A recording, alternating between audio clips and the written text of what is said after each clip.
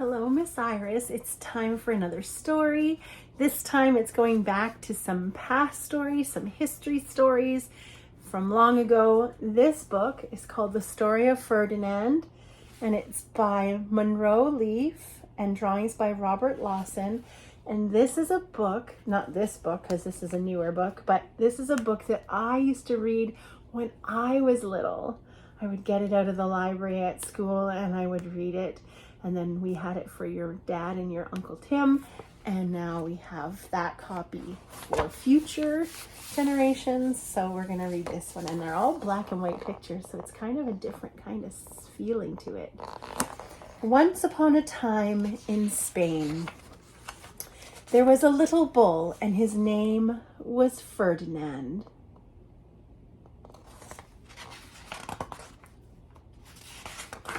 All the other little bulls he lived with would run and jump and butt their heads together. Look at them all playing. But not Ferdinand. He liked to sit just quietly and smell the flowers. Look at him hiding in the flowers way out there. He had a favorite spot out in the pasture under a cork tree. It was his favorite tree, and he would sit in its shade all day and smell the flowers. Can you smell the flowers?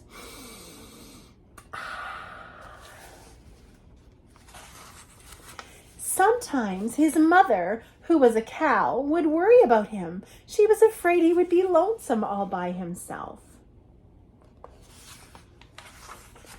"Why don't you run and play with the other little bulls and skip and butt your head?" she would say. But Ferdinand would shake his head. "I like it better here where I can just sit just quietly and smell the flowers." His mother saw that he was not lonesome, and because she was an understanding mother, even though she was a cow, she let him just sit there and be happy. As the years went by, Ferdinand grew and grew until he was very big and strong. And look, they kept track of how tall he was on the tree. All the other bulls who had grown up with him in the same pasture would fight each other all day. They would butt each other and stick each other with their horns. What they wanted most of all was to be picked to fight at the bullfights in Madrid. And look at them all, staring at the help wanted poster for bulls to go to the fights in Madrid. But not Ferdinand. He still liked to sit just quietly under the cork tree and smell the flowers. There he is. One day, 5 men came in very funny hats to pick the biggest, fastest, roughest bull to fight in the bullfights in Madrid. Look at all their hats. Cowboy hat, a flat hat, a very tall hat, a short hat. All the other bulls ran around snorting and butting, leaping and jumping, so the men would think that they were very, very strong and fierce and pick them. Look at them all fighting and roughhousing and butting each other with their horns. Ferdinand knew that they wouldn't pick him, and he didn't care. So he went to his favorite cork tree to sit down. There he is, off to his cork tree.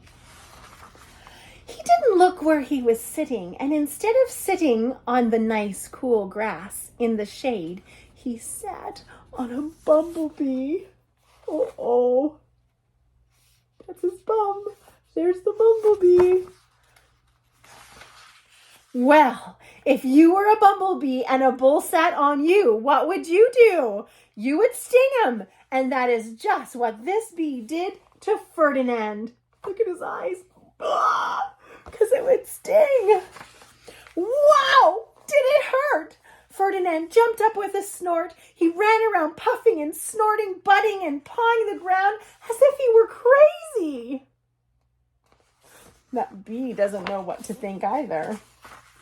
The 5 men saw him and they all shouted with joy. Here was the largest, fiercest bull of all, just the one for the bullfights in Madrid.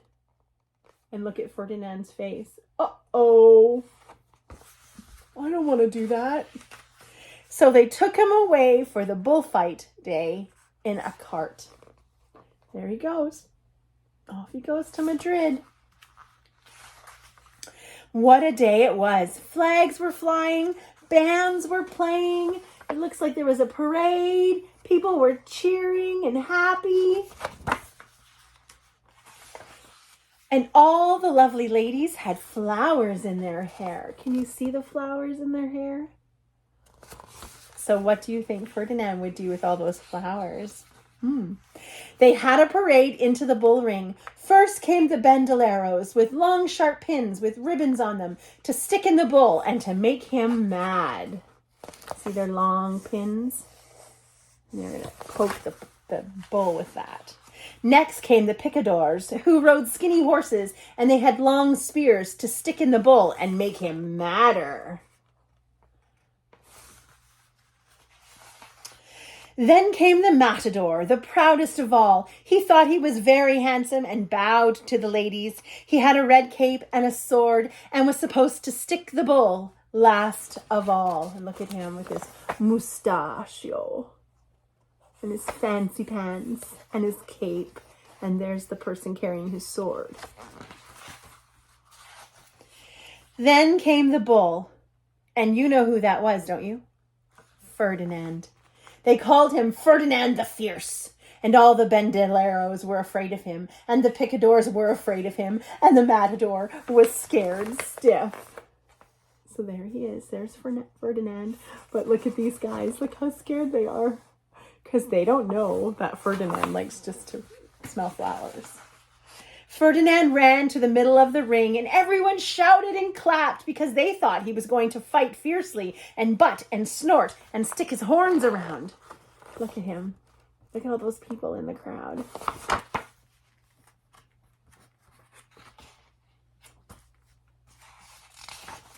But not Ferdinand. When he got to the middle of the ring, he saw the flowers in all the lovely ladies' hair, and he just sat down quietly and smelled.